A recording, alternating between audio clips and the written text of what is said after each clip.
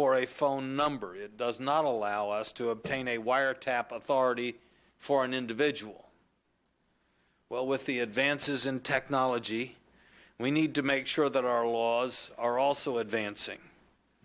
We're proposing that we provide wiretaps so that you can assign the wiretap to the individual, so that we can gain intelligence from individuals who use multiple telephones and changing cellular phones that move around with individuals.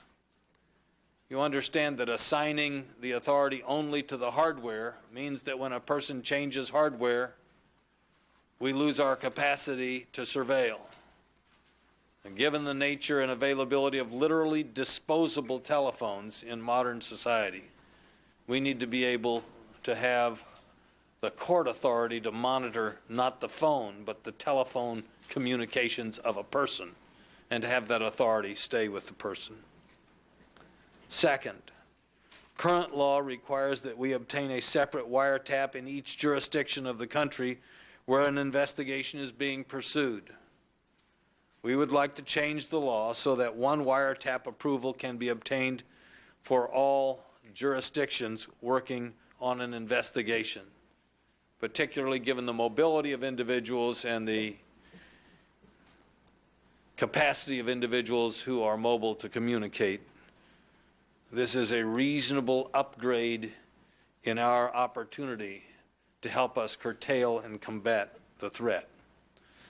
I want to assure you that in our effort to make sure that law enforcement can gain the intelligence that it needs in order to protect America, we are also mindful of our responsibility to protect the rights and privacy of Americans. Within the area of criminal justice, we want to make sure that our laws convey the seriousness of the crime of terrorism. First, we want to eliminate the statute of limitations for prosecution of terrorism crimes. Second, we feel it is imperative to make sure that terrorism is made the same kind of priority, that we would be able to fight with the same kind of integrity and equally strong tools that other crimes are subjected to.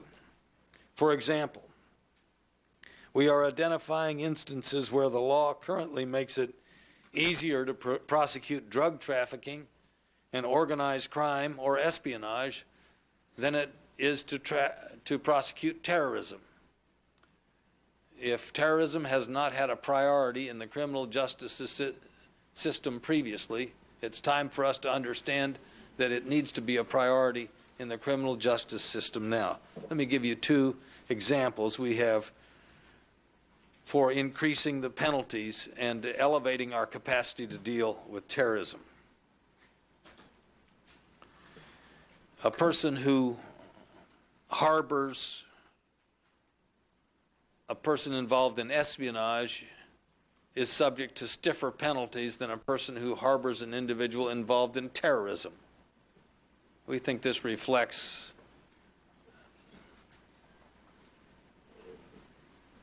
an inadequate response to the kind of threat that terrorism poses to our culture.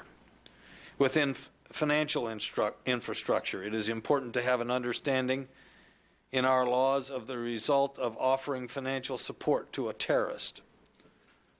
Understanding will not only give us the ability to adequately punish those who assist terrorists, but also move toward dismantling the infrastructure of terrorist organizations. We are proposing providing material support or resources to a terrorist organization an offense that would enable us to prosecute someone under the money laundering statutes. Now, we will be working diligently over the next day or maybe two to finalize this comprehensive proposal. And we will call upon the Congress of the United States to enact these important anti-terrorism measures this week. We need these tools to fight the terrorism threat which exists in the United States, and we must meet that growing threat. Now I call upon Director Mueller for remarks.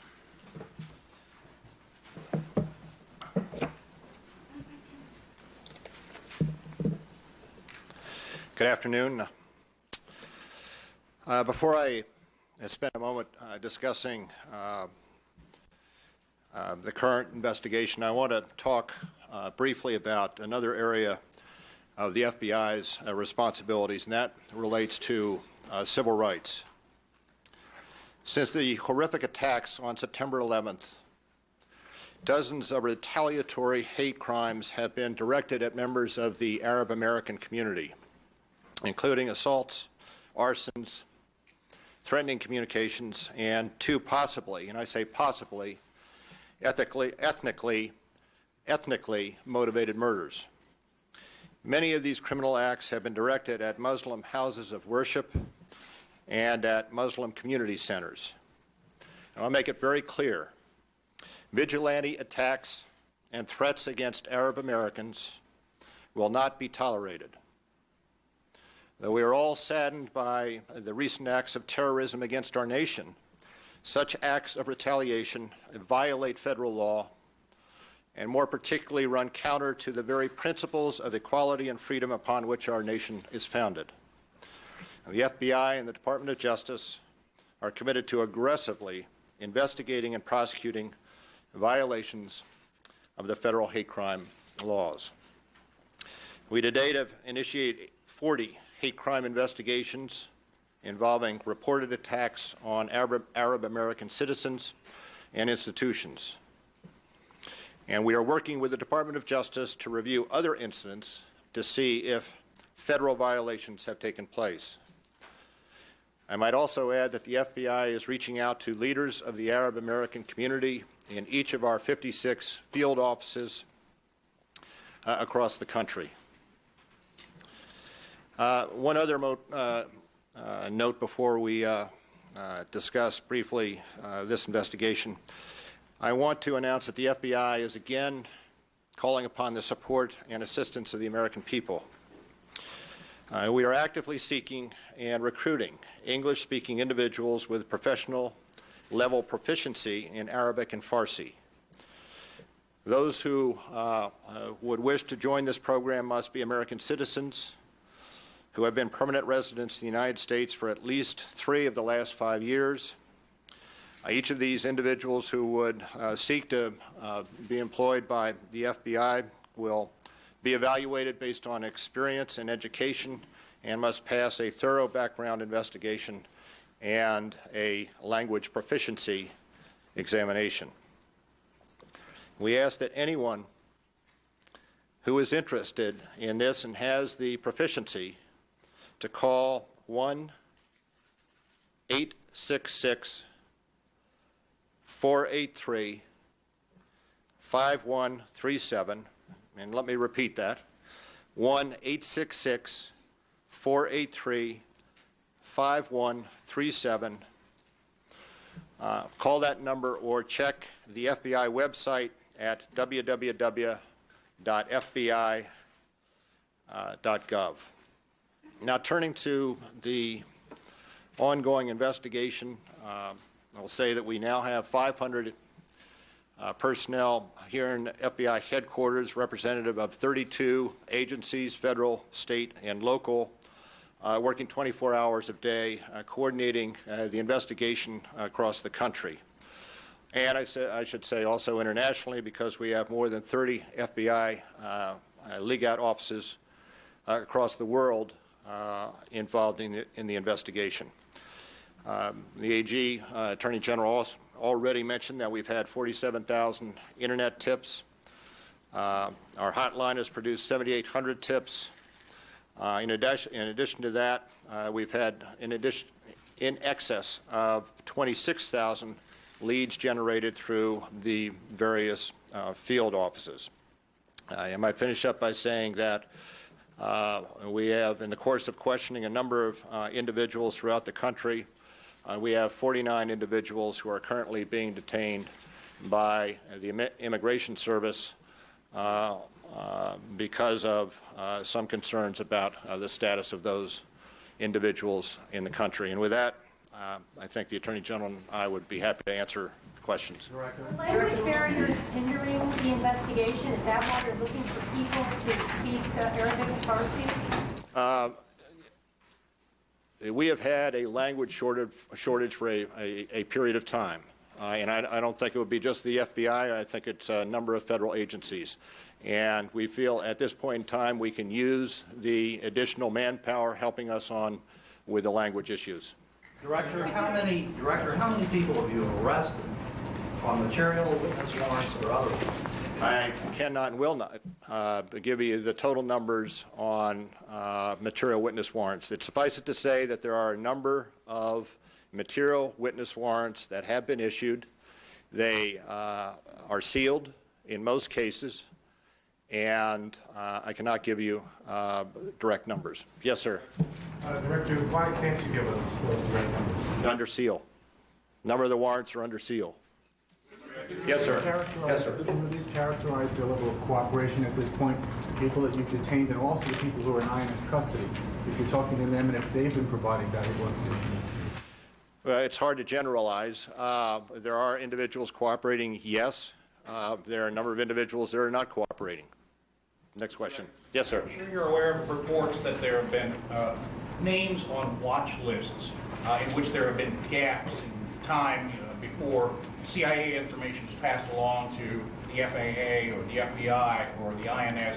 Could you talk a little bit about how that process works and what is an acceptable amount of time before the word gets to these various security agencies? Well, I know there is talk of one incident in which individuals have come into the country and subsequent to their arrival in the country been put on a watch list. When we're talking about watch list in this circumstance, we're talking about the watch list at the borders so that somebody seeking to gain entry to the United States goes through immigration and the name pops up.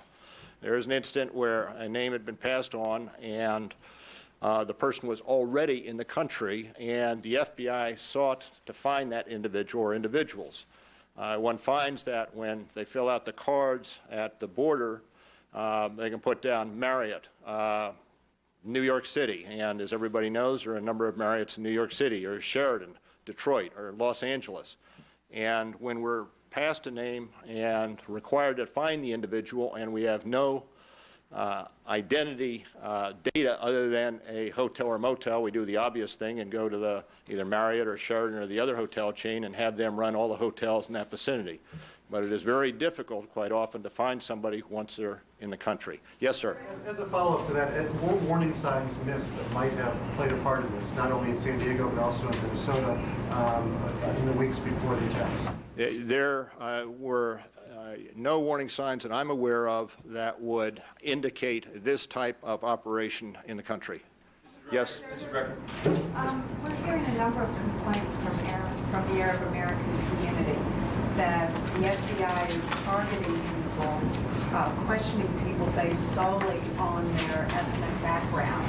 Can you address that? Absolutely. And thank you for raising that. If that is a perception out there, I would like to dispel it. It is wrong. When we seek to interview and question an individual, we are doing so based on predication that the individual may have information relating to the acts that took place last week.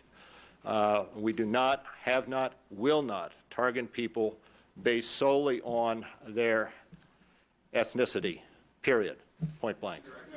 Yes, ma'am.